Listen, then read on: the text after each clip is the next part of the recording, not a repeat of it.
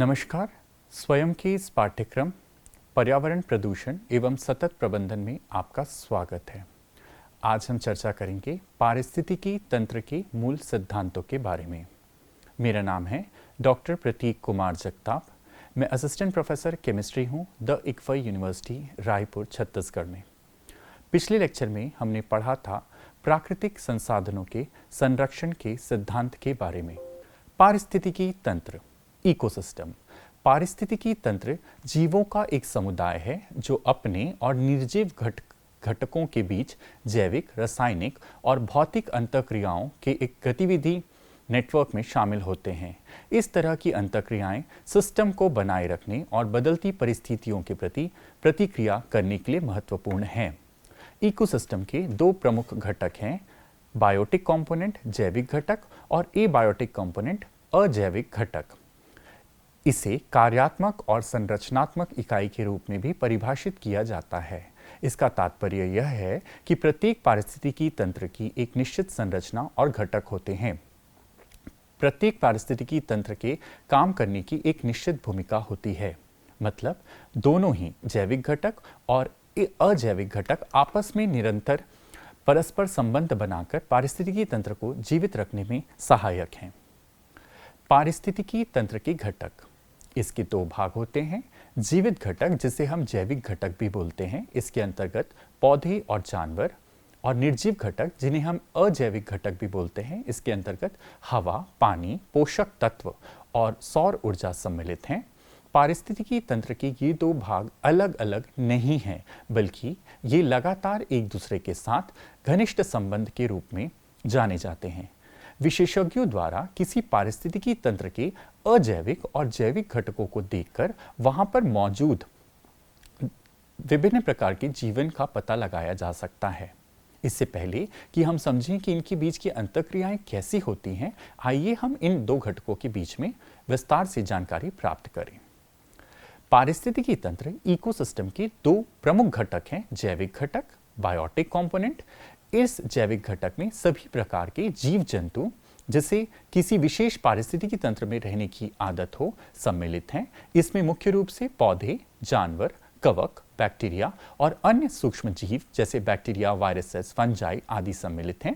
यह जीव एक दूसरे से जुड़े हुए हैं और सौर ऊर्जा और पोषक तत्वों के प्रवाह के लिए एक दूसरे पर निर्भर करते हैं, जिसे हम एनर्जी फ्लो भी कहते हैं। यह एनर्जी फ्लो फूड चेन या खाद्य श्रृंखला के द्वारा होता है। अजैविक घटक वे निर्जीव पदार्थ हैं जो पारिस्थितिकी तंत्र को बनाए रखने में सहायक हैं। इसके अंतर्गत पानी, हवा, मिट्टी, सूर्य का प्रकाश और तापमान सम्मिलित हैं। ये घटक जीवों के अस्तित्व के लिए आवश्यक हैं और जीवित घटकों को प्रभावित करते हैं। मतलब किसी भी पारिस्थितिकी तंत्र में जैविक घटक और अजैविक घटक निरंतर आपस में संबंध बनाए हुए हैं। जो अजैविक घटक हैं जैसे कि एबायोटिक कंपोनेंट, जिसके अंतर्गत वायु, हवा, पानी और पोषक तत्व आते हैं, वो जैविक घटक के लिए अति आवश्यक हैं और जैविक घटकों का विघटन होकर अजैविक पदार्थ में सम्मिलित होते हैं। अजैविक घटक के मुख्य रूप हैं हवा। हवा में मौजूद नाइट्रोजन, ऑक्सीजन और कार्बन डाइऑक्साइड मुख्य गैस के रूप में पाए जाते हैं। पानी का उपयोग जैविक घटकों के लिए अति आवश्यक है। मिट्टी के शरण से ही मृदा का निर्माण होता है। पत्थरों के शरण से मिट्टी का निर्माण होता है। मिट्टी में मौजूद विभिन्न प्रकार के पोषक तत्व जैविक घटकों के विकास के लिए आवश्यक हैं। पत्थरों के शरण से मृदा का निर्माण होता है। इसमें विभिन्न प्रकार के जैविक और अजैविक घटक सम्मिलित हैं। आइए हम देखते हैं मिट्टी में मौजूद विभिन्न प्रकार के खनिज पोषक तत्व एलिमेंट्स जो कि डिफरेंट प्रकार के फंक्शंस करते हैं। पहला है नाइट्रोजन। नाइट्रोजन के मुख्य स्रोत हैं प्रोटीन और nucleic acid, phosphorus, potassium, calcium और मैग्नीशियम। ये सभी खनिज पोषक तत्वों का विभिन्न प्रकार के जीव जंतु जिसमें जैविक घटक और अजैविक घटक सम्मिलित हैं में उपयोग किया जाता है। उदाहरण के तौर पर कैल्शियम का उपयोग हमारे दांतों और हड्डियों के निर्माण में पाया जाता है। मैग्नीशियम को हम chlorophyll pigment of green plants, Hare parts of जो ग्रीन प्लांट्स हैं उसमें देख सकते हैं। जल जीवन के लिए आवश्यक है। सबसे प्रमुख उपयोगिता जल की है। विभिन्न प्रकार की कोशिकाओं में जल प्लाज्मा के प्रमुख तत्व हैं। पोषक तत्वों का परिवहन, the flow of the elements inside the body, जल के द्वारा किया जाता है। जल विभिन्न प्रकार की जीव जंतुओं के लिए आवास प्रदान करते हैं, जिन्हें हम नेचुरल हैबिटेट्स कहते हैं। ये हम आगे जलीय पारिस्थितिकी तंत्र में देखेंगे। वायु में सबसे प्रमुख है ऑक्सीजन। ऑक्सीजन का निर्माण हरे पेड़ पौधे फोटोसिंथेसिस या प्रकाश संश्लेषण की प्रक्रिया के द्वारा करते हैं। ऑक्सीजन विभिन्न प्रकार के जानवरों और मनुष्य के लिए अति आवश्यक है। कार्बन डाइऑक्साइड का उत्सर्जन मानव और विभिन्न जीव जंतु करते हैं, जिन्हें हरे घास और पौधे प्रकाश संश्लेषण की प्रक्रिया के द्वारा ऑक्सीजन और ग्लूकोज यानी सिंपल शुगर में कन्वर्ट करते हैं। नाइट्रोजन प्रकृति में मौजूद सबसे अहम गैस है। कुछ लेग्यूमिनस प्लांट्स जैसे चना आदि प्रकृति में मौजूद नाइट्रोजन को नेचुरली नाइट्रोजन फिक्सेशन के थ्रू अमोनिया और विभिन्न नाइट्रोजन के कंपाउंड्स में कन्वर्ट करते हैं, परिवर्तित करते हैं। आइए हम देखें जैविक घटकों के बारे में। जैविक घटक के 3 प्रमुख स्रोत हैं, उत्पादक, उपभोक्ता और अपघटक। उत्पादक जिन्हें हम प्रोड्यूसर्स भी कहते हैं, उपभोक्ता जिन्हें हम कंज्यूमर्स कहते हैं और अपघटक जिन्हें हम डीकंपोजर्स कहते हैं। उत्पादक वे सभी जैविक घटक हैं जो प्रकाश संश्लेषण के माध्यम से अपने खाने का निर्माण खुद स्वयं करते हैं।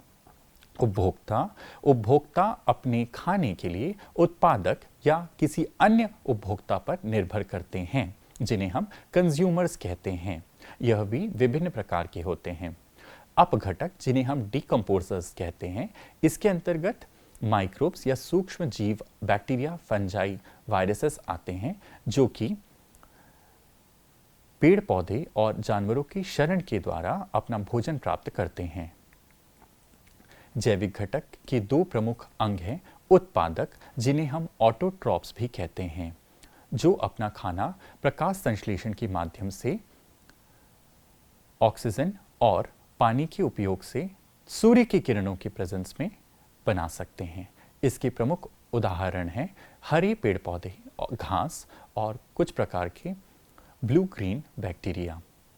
उपभोक्ता जिन्हें हम कंज्यूमर्स या हेटेरोट्रॉप्स बोलते हैं, जो अपना खाना स्वयं बनाने में असक्षम हैं और जो हरे पेड़ पौधों या अन्य उपभोक्ताओं के ऊपर अपना खाना प्राप्त करने के लिए निर्भर करते हैं। उत्पादक के प्रकार हैं पौधे, शैवाल और साइनोबैक्टीरिया। पौधे प्रकाश संश्लेषण के माध्यम से, जैसा मैंने बताया, ऑक्सीजन और पानी के प्रेजेंस में अपना खाना खुद बनाने में सक्षम हैं। शैवाल, कुछ प्रकार के शैवाल अपना खाना बनाने में सक्षम हैं। यह भी उत्पादक के अंतर्गत सम्मिलित हैं। साइनोबैक्टीरिया उत्पादक के एक प्रकार हैं, जो कि प्रकाश संश्लेषण के माध्यम से अपना खाना खुद बनाते हैं, अतः वे उत्पादक कहलाते हैं। उपभोक्ता के प्रकार। उपभोक्ता मुख्य रूप से 4 प्रकार के होते हैं: शाकाहारी, मांसाहारी, सर्वभक्षी और अपघटक। शाकाहारी जिन्हें हम प्राथमिक उपभोक्ता कहते हैं, वे सीधे प्रकाश संश्लेषण के माध्यम से अपना खाना बनाने में सक्षम हैं। शाकाहारी उपभोक्ता को हम प्राथमिक उपभोक्ता या प्राइमरी कंज्यूमर भी कहते हैं। मांसाहारी जिन्हें हम सेकेंडरी कंज्यूमर्स या द्वितीयक उपभोक्ता कहते हैं, यह अपने भोजन के लिए केवल मांस पर निर्भर है, जैसे शेर, बाघ इत्यादि। सर्वभक्षी तृतीयक उपभोक्ता, टर्शरी कंज्यूमर, यह अपना खाना दोनों, जैसे हरे पेड़ पौधे और जानवरों से प्राप्त कर सकते हैं। इसमें मनुष्य, चूहे, कॉकरोच इत्यादि शामिल हैं। अपघटक चतुर्थ उपभोक्ता हैं या क्वाटरनरी कंज्यूमर्स हैं। इसके अंतर्गत वे जीव सम्मिलित हैं जो अपने भोजन के लिए विघटित जैविक पदार्थों पर निर्भर करते हैं, जिन्हें हम डीकंपोजर्स भी कहते हैं। अपघटक, अपघटक जिन्हें हम डीकंपोजर्स कहते हैं, इसके अंतर्गत बैक्टीरिया, कवक और कीड़े आते हैं। यह प्रकृति में मौजूद बहुत ही महत्वपूर्ण तत्व हैं, क्योंकि इनका मुख्य प्रयोग हम देखते हैं कि ये कार्बनिक तत्वों को अकार्बनिक तत्वों में कन्वर्ट करने के लिए बने हुए हैं, और इनके कन्वर्जन से जो कार्बोनिक कंपाउंड्स हैं वो मिट्टी की उर्वरता को बढ़ाते हैं। पारिस्थितिकी तंत्र के अजैविक घटक या निर्जीव घटक, इन घटकों में वे सभी भौतिक और रासायनिक कारक सम्मिलित हैं जो जीवित जीवों को प्रभावित करते हैं, जैसे हवा, पानी, मिट्टी, चट्टानें आदि। इस प्रकार यह एक पारिस्थितिकी तंत्र में मौजूद कार्बनिक और अकार्बनिक पदार्थों का एक संयोजन है। पारिस्थितिकी तंत्र को प्रभावित करने वाले विभिन्न जलवायु कारक भी इसका एक हिस्सा हैं। जैसा नाम स्पष्ट करता है, ये अजैविक घटक हैं या अजैविक कारक हैं। पारिस्थितिकी तंत्र के जैविक घटक या जीवित घटक, किसी पारिस्थितिकी तंत्र में जीवित जीवों जिसमें जैविक घटकों को उत्पादक या उपभोक्ता के रूप में वर्गीकृत किया जा सकता है, जो इस बात पर निर्भर करता है कि क्या वे अपना भोजन बना सकते हैं या नहीं। उत्पादक, उत्पादक को हम स्वपोषी अर्थात स्वयं भोजन बनाने वाले कह सकते हैं। वे पर्यावरण में मौजूद सरल अकार्बनिक यौगिकों का उपयोग करके अपने लिए आवश्यक जैविक पोषक तत्व बना सकते हैं। उदाहरण के लिए भूमि पर पाए जाने वाले हरे पौधे और जलीय पारिस्थितिकी तंत्र में पाए जाने वाले शैवाल प्रकाश संश्लेषण की प्रक्रिया द्वारा अपना भोजन बनाते हैं। ग्रीन प्लांट्स और एक्वेटिक इकोसिस्टम में जो बैक्टीरिया होते हैं वह उत्पादक व स्वपोषी हैं, क्योंकि ये प्रकाश संश्लेषण के माध्यम से अपना भोजन स्वयं बनाते हैं। उपभोक्ता, जिसे हम विषमपोषी अर्थात अन्य भक्षक कहते हैं, वे जीव हैं जो प्रत्यक्ष या अप्रत्यक्ष रूप से उत्पादकों द्वारा उपलब्ध कराए गए भोजन पर निर्भर करते हैं। उपभोक्ताओं को उनकी खाद्य आदतों के आधार पर 4 प्रकार में वर्गीकृत किया गया है, जैसा हमने पहले भी देखा है। शाकाहारी, जिन्हें हम प्राथमिक उपभोक्ता कहते हैं, मांसाहारी, जिसे हम द्वितीय उपभोक्ता कहते हैं, सर्वाहारी, तृतीयक उपभोक्ता, अपघटक, क्वाटरनरी कंज्यूमर्स, जिन्हें हम डिकम्पोजर्स भी कहते हैं। आइए इनके कुछ उदाहरण देखें। शाकाहारी प्राथमिक उपभोक्ता में सभी प्रकार के पालतू जानवर, जैसे कि हमने देखा है गाय, भैंस, बकरी आदि सम्मिलित हैं। मांसाहारी में शेर, चीता, बाघ आदि आते हैं। सर्वाहारी में सबसे प्रमुख उदाहरण है मनुष्य, सूअर, चूहे, तिलचिट्टे, जिन्हें हम कॉकरोच कहते हैं। अपघटक डिकम्पोजर्स हैं। ये मुख्य रूप से बैक्टीरिया और फंजाई हैं, फंजाई वायरसेस हैं जो डिकम्पोज करके अपना खाना प्राप्त करते हैं। प्रकाश संश्लेषण, इन प्राकृतिक, जैविक और अजैविक घटकों को जोड़ने का प्रमुख कारक है प्रकाश संश्लेषण, जिसे हम फोटोसिंथेसिस भी कहते हैं। यह फोटोसिंथेसिस का बेसिस है कि यह किसी भी ग्रीन प्लांट्स, हरे प्लांट्स के हरित रीजन, जिसे हम क्लोरोप्लास्ट कहते हैं, पर होता है। यह सनलाइट के प्रेजेंस में होता है, जिसे हम सौर ऊर्जा कहते हैं। इसके लिए 2 मुख्य इंपॉर्टेंट जो इसके एलिमेंट्स हैं वो हैं ऑक्सीजन और वाटर। इस प्रकाश संश्लेषण के माध्यम से पेड़ पौधे अपना खाना, ग्लूकोज या सिंपल शुगर खुद तैयार करते हैं। सभी जीवित चीज़ों को जीवित रखने के लिए ऊर्जा की आवश्यकता होती है। जानवरों को अपनी ज़रूरत की ऊर्जा प्राप्त करने के लिए शिकार करना या भोजन इकट्ठा करना पड़ता है, लेकिन पौधे सूर्य से प्रकाश ऊर्जा का उपयोग करके अपना भोजन स्वयं बना सकते हैं। इस प्रक्रिया को हम प्रकाश संश्लेषण कहते हैं। यह क्लोरोप्लास्ट में होता है, जो पौधों के हरे भागों में पाए जाने वाले छोटे रंग की कोशिक संरचनाएं हैं। आप देख सकते हैं इस डायग्राम में हमने हरे पत्ते दिखाए हैं, जहां पर क्लोरोप्लास्ट में प्रकाश संश्लेषण की क्रिया होती है, कार्बन डाइऑक्साइड और वाटर कंज्यूम होता है और हम शुगर का निर्माण करते हैं, जिसमें मुख्य शुगर है ग्लूकोज। प्रकाश संश्लेषण के 4 एलिमेंट्स हैं, सूर्य का प्रकाश और पानी, जिसमें हम कार्बोहाइड्रेट की मदद से ग्लूकोज का निर्माण करते हैं। प्रकाश संश्लेषण को हम समझते हैं एक फ्लो चार्ट के माध्यम से। पहला है प्रकाश संश्लेषण, हमेशा सूर्य की किरणों के प्रेजेंस में होगा, जिसमें हम कार्बन डाइऑक्साइड और पानी का उपयोग करते हुए ग्लूकोज और ऑक्सीजन बनाते हैं। ये ऑक्सीजन हमारे मनुष्य और जीव जंतुओं के रेस्पिरेशन के लिए आवश्यक है। प्रकाश संश्लेषण की क्रिया, reaction of photosynthesis, 6CO2 plus 6H2O in the presence of sunlight, sunlight के प्रेजेंस में क्लोरोफिल पिगमेंट के क्लोरोप्लास्ट मॉलिक्यूल में 6C6H12O6 अर्थात ग्लूकोज में कन्वर्ट होता है और इस प्रकाश संश्लेषण से हमें ऑक्सीजन प्राप्त होता है। यह ऑक्सीजन ही विभिन्न प्रकार के जीव जंतुओं और मनुष्यों द्वारा अपने रेस्पिरेशन के लिए यूज होता है। यह एक जटिल प्रक्रिया है, लेकिन मूलतः कार्बन डाइऑक्साइड और पानी को ग्लूकोज, जो कि एक सरल शर्करा शुगर है, और ऑक्सीजन में परिवर्तित करता है।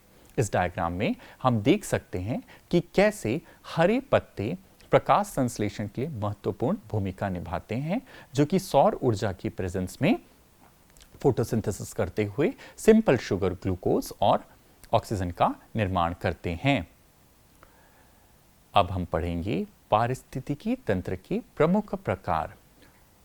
पारिस्थितिकी तंत्र कहाँ पाए जाते हैं? इसके अनुसार पारिस्थितिकी तंत्र दो प्रकार के होते हैं। स्थलीय पारिस्थितिकी तंत्र, जिसे हम टेरेस्ट्रियल इकोसिस्टम कहते हैं, के अंतर्गत वन, घास के मैदान या चारागाह, और मरुस्थलीय पारिस्थितिकी तंत्र, जल पारिस्थितिकी तंत्र में मीठे पानी और खारे पानी के पारिस्थितिकी तंत्र सम्मिलित किए गए हैं। जल पारिस्थितिकी तंत्र को हम एक्वेटिक इकोसिस्टम भी कहते हैं। पहले हम देखते हैं स्थलीय पारिस्थितिकी तंत्र, जिसके अंतर्गत वन पारिस्थितिकी तंत्र, चारागाह पारिस्थितिकी तंत्र, जिसके अंतर्गत घास के मैदान सम्मिलित हैं, और रेगिस्तान पारिस्थितिकी तंत्र, जिसे हम डेजर्ट इकोसिस्टम कहते हैं। जलीय पारिस्थितिकी तंत्र में हम देखेंगे तालाब पारिस्थितिकी तंत्र, पॉन्ड इकोसिस्टम, नदी पारिस्थितिकी तंत्र, रिवर इकोसिस्टम, झील पारिस्थितिकी तंत्र, लेक इकोसिस्टम, एंड महासागर पारिस्थितिकी तंत्र, ओशनिक इकोसिस्टम। प्रमुख पारिस्थितिकी तंत्र का परिचय, इंट्रोडक्शन। पृथ्वी एक विशाल पारिस्थितिकी तंत्र जीवमंडल है, जहां अजैविक और जैविक घटक लगातार एक दूसरे पर क्रिया और प्रतिक्रिया करते रहते हैं, जिससे इसमें संरचनात्मक और कार्यात्मक परिवर्तन आते हैं। एक पारिस्थितिकी तंत्र पारिस्थितिकी एकीकरण के उच्चतम स्तर पर प्रतिनिधित्व करते हैं, जो ऊर्जा पर आधारित है। यह कार्यात्मक इकाई ऊर्जा परिवर्तन, संचयन और परिसंचरण में सक्षम है, जिसे हम एनर्जी फ्लो इन इकोसिस्टम के नाम से जानते हैं। मुख्य पारिस्थितिकी तंत्र का परिचय, जिसमें हमने देखा पारिस्थितिकी तंत्र के प्रकार। क्या वह पारिस्थितिकी तंत्र प्रकृति में मौजूद है या मानव द्वारा निर्मित है, जिसे हम कृत्रिम पारिस्थितिकी तंत्र कहते हैं। प्राकृतिक पारिस्थितिकी तंत्र अथवा नेचुरल इकोसिस्टम पृथ्वी पे मौजूद प्राकृतिक पारिस्थितिकी तंत्र हैं, जैसे जैवमंडल, जैसे राष्ट्रीय उद्यान, जैसे अभयारण्य। कृत्रिम पारिस्थितिकी तंत्र मानव निर्मित पारिस्थितिकी तंत्र हैं, जो कि कृत्रिम रूप से मानव द्वारा बनाए गए हैं, जिसमें सभी प्रकार की कृषि भूमि, एक्वेरियम आदि सम्मिलित हैं। प्राकृतिक पारिस्थितिकी तंत्र निवास और जल प्रस्तुति के आधार पर इन्हें आगे विभिन्न प्रकार से विभाजित किया गया है, जैसे स्थलीय पारिस्थितिकी तंत्र। स्थलीय पारिस्थितिकी तंत्र एक ऐसा पारिस्थितिकी तंत्र है जो केवल स्थल रूपों में पाया जाता है। 4 प्रमुख स्थलीय पारिस्थितिकी तंत्र हैं: जंगल, फॉरेस्ट इकोसिस्टम, घास के मैदान, रेगिस्तान और टुंड्रा। इसका हम गहन अध्ययन आगे करने वाले हैं। जलीय पारिस्थितिकी तंत्र में पारिस्थितिकी तंत्र के ऐसे जीव जंतु मौजूद हैं जो जल पे मौजूद हैं। जलीय पारिस्थितिकी तंत्र के 2 प्रमुख प्रकार हैं: समुद्री पारिस्थितिकी तंत्र, ओशनिक इकोसिस्टम, जिसमें महासागर और सागर सम्मिलित हैं, मीठे पानी के पारिस्थितिकी तंत्र, जिसके अंतर्गत तालाब, झील, नदी इत्यादि मौजूद हैं। कृत्रिम अथवा मानव निर्मित पारिस्थितिकी तंत्र एक पारिस्थितिकी तंत्र जो अजैविक और जैविक घटकों को मिलकर बना हुआ है, जो कि मानव द्वारा निर्मित है, कृत्रिम पारिस्थितिकी तंत्र कहलाता है। इसके अंदर सभी प्रकार की फसल भूमि, कृषि क्षेत्र और एक्वेरियम मुख्य उदाहरण हैं। स्थलीय पारिस्थितिकी तंत्र में सबसे पहला है वन पारिस्थितिकी तंत्र। टेरेस्ट्रियल इकोसिस्टम का पहला उदाहरण है फॉरेस्ट इकोसिस्टम। वन पारिस्थितिकी तंत्र एक प्राकृतिक वन इकाई है जिसमें सभी पौधे, जानवर, सूक्ष्म जीव आदि सम्मिलित हैं। इसके जैविक घटक हैं सभी पेड़ पौधे, जानवर और सूक्ष्म जीव जो कि जंगल या वन में मौजूद हैं। इसके अंतर्गत प्रमुख अजैविक घटक हैं जिसके अंतर्गत 40% कृषि भूमि क्षेत्र भारत का, यह कुल क्षेत्र का 19% है। आइए हम देखें वन पारिस्थितिकी तंत्र के वनों का वर्गीकरण। उष्णकटिबंधीय वर्षावन, उष्णकटिबंधीय पर्णपाती वन, उष्णकटिबंधीय झाड़ वन, शीतोष्ण वर्षावन और शीतोष्ण पर्णपाती वन। वन पारिस्थितिकी तंत्र की विशेषताएं। वन पारिस्थितिकी तंत्र में तापमान गर्म होता है और वर्षा पर्याप्त होती है। वर्षा पर्याप्त होने के कारण यहाँ जैव विविधता अधिक है, मतलब विभिन्न प्रकार के पेड़ पौधे और जीव जंतु पाए जाते हैं। यहाँ जलवायु और वर्षा को बनाए रखता है। वन पारिस्थितिकी तंत्र में पर्याप्त वर्षा होने के कारण यह इकोसिस्टम के बैलेंस के लिए अति आवश्यक है। यह वन्य जीव को सहारा देता है, ये उनको नेचुरल हैबिटेट या घर प्रदान करते हैं और जैव विविधता मतलब बायोडायवर्सिटी की रक्षा करते हैं। पोषक तत्वों और सौर चक्र से समृद्ध होने के कारण प्रकाश संश्लेषण क्रिया यहाँ तेजी से होती है। मतलब फॉरेस्ट में पोषक तत्व या जो नेचुरल एलिमेंट्स हैं उनकी भरपूरता होती है और ये एनर्जी फ्लो में एक अहम भूमिका निभाते हैं।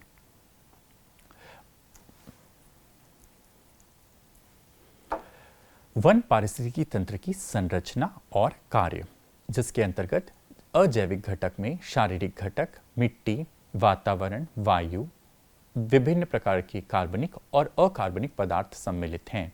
जैविक घटक में निर्माता हैं या उत्पादक हैं पेड़ जो सूर्य की किरणों के प्रेजेंस में फोटोसिंथेसिस या प्रकाश संश्लेषण करके अपना खाना खुद बनाते हैं। इसमें मुख्य हैं Tectona grandis, Adina cordifolia, Quercus, Acer और पीनस थूजा, पीसिया इत्यादि। उपभोक्ता जैसा हमने देखा प्राथमिक, द्वितीयक और तृतीयक उपभोक्ता हैं। प्राथमिक उपभोक्ता में वन पारिस्थितिकी तंत्र के अंतर्गत प्राइमरी कंज्यूमर्स में चींटियां, मक्खियां, कीड़े, हिरण, कीट और गिलहरी सम्मिलित हैं। द्वितीयक उपभोक्ता में पक्षी, छिपकली, लोमड़ी, सांप आदि पाए जाते हैं। तृतीयक उपभोक्ता जैसे टर्शरी कंज्यूमर शेर, बाघ, लायन, टाइगर इत्यादि सम्मिलित किए गए हैं। अपघटक, वन पारिस्थितिकी तंत्र के अपघटक अर्थात डिकम्पोजर्स, तीसरा भागीदार जहां मृत और सड़े हुए कार्बनिक पदार्थों को पोषक तत्व के रूप में परिवर्तित करता है और जैव में भू रासायनिक तत्वों का सक्रिय रूप से भाग लेता है। इसके अंतर्गत आते हैं कवक, शैवाल इत्यादि। चारागाह पारिस्थितिकी तंत्र, स्थलीय पारिस्थितिकी तंत्र का दूसरा प्रकार है चारागाह पारिस्थितिकी तंत्र, जिसके अंतर्गत घास के मैदान आते हैं। ग्रासलैंड इकोसिस्टम, घास के मैदान ऐसे क्षेत्र हैं जहां वनस्पति का प्रभुत्व है। घास के मैदान सभी महाद्वीपों पर प्राकृतिक रूप से पाए जाते हैं और घास के मैदान अत्यधिक गतिशील पारिस्थितिकी तंत्र के रूप में दुनिया भर में वनस्पतियों, जीवों और मानव आबादी का सहारा देने के लिए वस्तुएं और सेवाएं प्रदान करते हैं। घास के मैदान भोजन के लिए इस्तेमाल होने वाले पौधों के लिए सोने की खान के जैसे हैं। हमारे कई खाद्यान्न गेहूं, मक्का, चावल, बाजरा पैदा करते हैं। घास के मैदान घरेलू पशुओं के लिए चारा पैदा करते हैं जो बदले में मांस, दूध, ऊन और चमड़े के उत्पादन के साथ मानव आजीविका का समर्थन करते हैं। घास के मैदान प्रजनन, प्रवास करने वाले और शीतकाल में रहने वाले पक्षियों के लिए आवास प्रदान करते हैं। घास के मैदान ईंधन, लकड़ी, पवन फार्मों के उत्पन्न हवा से ऊर्जा प्रदान करते हैं। ये बड़े पैमाने पर खुले हवा में वन्य जीवों को देखने और पर्यटन जैसे मनोरंजन गतिविधियों का समर्थन करते हैं और सौंदर्य और आध्यात्मिक संतुष्टि प्रदान करते हैं। घास के मैदानों के प्रकार: उष्णकटिबंधीय एवं उपोष्ण कटिबंधीय घास के मैदान एवं शीतोष्ण घास के मैदान। उष्णकटिबंधीय घास के मैदान भूमध्य रेखा के करीब पाए जाते हैं। यहाँ वर्षा 50 से 130 सेंटीमीटर प्रतिवर्ष के लगभग होती है। इसमें घास और फूल वाले पौधे होते हैं। यहाँ बिखरे हुए पेड़ और झाड़ियाँ अत्यधिक मात्रा में पाई जाती हैं। शीतोष्ण घास के मैदान: शीतोष्ण घास के मैदानों में उष्णकटिबंधीय घास के मैदानों की तुलना में कम वर्षा 25 से 90 सेंटीमीटर होते हैं। यहाँ पर जैव विविधता की कमी पाई जाती है। चारागाह पारिस्थितिकी तंत्र के विभिन्न घटक इस प्रकार हैं, जिसके अंतर्गत अजैविक घटकों में मिट्टी, हवाई वातावरण में मौजूद पोषक तत्व सम्मिलित हैं। पौधों को अजैविक घटक जैसे हाइड्रोजन, ऑक्सीजन, नाइट्रोजन, फास्फोरस और सल्फर की आवश्यकता होती है। इनकी आपूर्ति मिट्टी और हवा द्वारा कार्बन डाइऑक्साइड, पानी, नाइट्रेट, फॉस्फेट और सल्फेट के रूप में की जाती है। इसके अलावा मिट्टी में कुछ ट्रेस तत्व, ट्रेस एलिमेंट्स भी मौजूद होते हैं।